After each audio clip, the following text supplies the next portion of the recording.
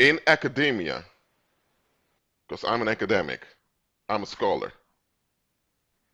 You know, I'm an anthropologist and sociologist. I have multiple academic degrees, and I also do scholarly work and scholarly research. And there is one thing that is known in academics, and that's the saying that four eyes see more things than two, which is obvious. If you have two people looking at the same thing, one may notice other things than the other. So when you write your own article, yes, it doesn't matter how experienced you are. You can be a doctor in philosophy, or you can have multiple doctorates even. Let someone else read your work. They may see something that can be improved or something that can be done better or that can be done in a more effective way.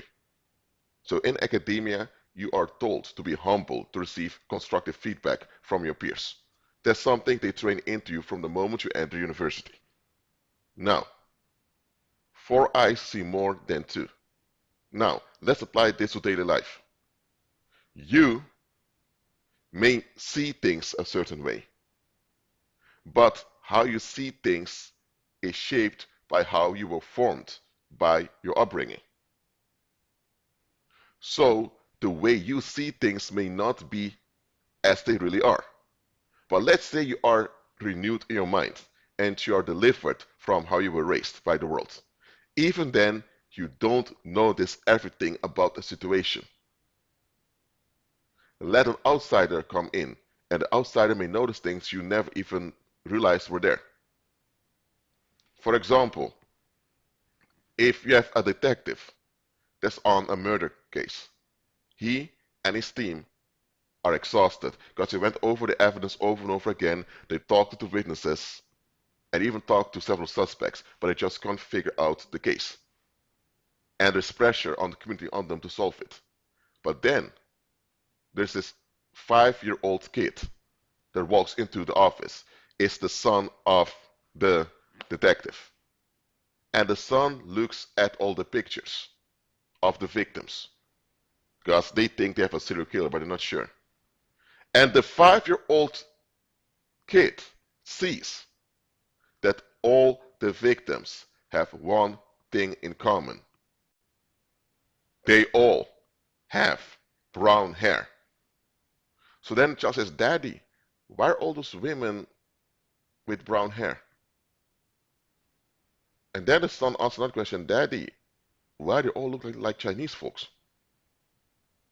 Now the child doesn't know that those people are not Chinese, but the child picked up on something. And even the other staff members who have years of experience in homicide investigation were surprised that the 5-year-old could notice something like that. Because indeed, all the victims were female and they were of mixed ancestry. Either a parent or grandparent was an Asian. They were not all Chinese, but the child noticed something at the age of 5 years old. And they all had brown hair. And that detail that all the victims had brown hair was not something that all those adults even considered to be relevant. But then they realized, they all have brown hair. And the type of brown hair they have is common to Caucasians. So they realized that the serial killer might be someone who has issues with interracial marriage. Now they came up with a new theory, and based on this new theory, they got new suspects, and eventually they got the guy. Now, who brought the big breakthrough? Who brought the big breakthrough to the case? A 5-year-old who just walked into the office where he shouldn't have even been. The 5-year-old noticed the bigger picture immediately, while the adults were so focused on the crime scene and the details of the crime scene, the little child only saw the bigger picture. And noticing the bigger picture caused them to realize, this kid is onto something, and they solved it. Such things happen often that an outsider who is less qualified can come in and they can notice exactly what's going on. Or let's say now that there is this situation where someone is a drug addict and he goes from clinic to clinic looking for help. Okay, so people notice this drug addict really wants to get rid of the drug addiction. So he's in therapy for years. Then one day, this 15-year-old guy who plays football comes by. He encounters a drug addict. And the 15-year-old decides to talk with the drug addict for a moment. He shows compassion. And the drug addict tells a story. And then the 15-year-old interrupts and says, "Sir, I need to interrupt you. Your family doesn't want you to become better." And the addicts look at him weird, shocked, thinking, "Sir, you just told me that when you were 12 years old, there was this guy that molested you. Okay? And you talked about it, and people told you to shut up, didn't want to hear it. Later, you ended up taking some heroin shots just to feel better. Why did you take those heroin shots, sir? Because you were stressed out by the fact you were traumatized and people didn't want to take you seriously.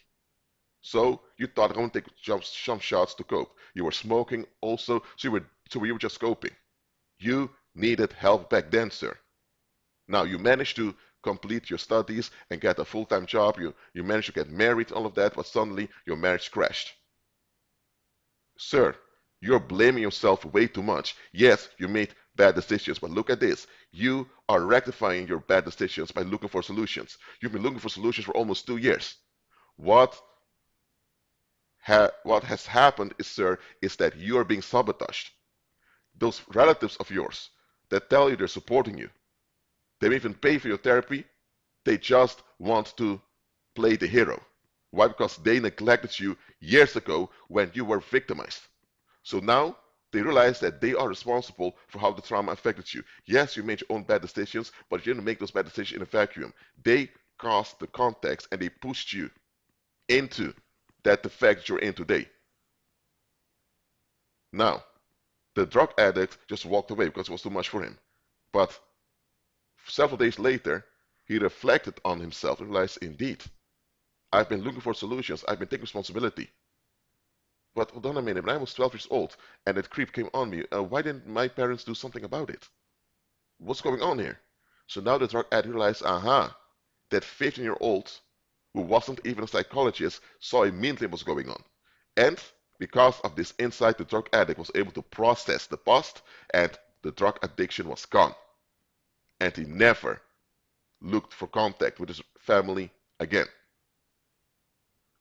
There are times God will send an unqualified stranger to you. Yes, the Heavenly Father will send unqualified strangers to you. Why? Because those unqualified strangers will see things and notice things right from the start that you have difficulty seeing. Why do you have difficulty seeing it? Because you're in the situation. When you're in a situation, there are things you won't notice about the situation. It's just natural. When you're in a situation, there are things you will notice about it. Look, a common example. You are in a house, okay? And you go outside to get fresh air. You come back into the house and you feel like it's stinking in the house. It was stinking all along, but because you were asleep when the stench came up and your nose became used to the stench, you didn't even sense the stench in your nose anymore. It's now that you went outside and your lungs were refreshed with fresh air, and now you come in, now you experience the stench was there all along. When you were still part of the situation, you didn't notice it. But now that you became an outsider and you look back into the situation, you go back into the situation, now you notice it. Sometimes you need unqualified strangers to address you. So be humble enough to receive the feedback from unqualified strangers. They don't have to be involved with you. They don't have to be friends with you for them to have the best interest for you at heart. Sometimes strangers have a better interest at heart for you than the people you've been involved with for years. Don't let time fool you. Be at peace and agree with Christ.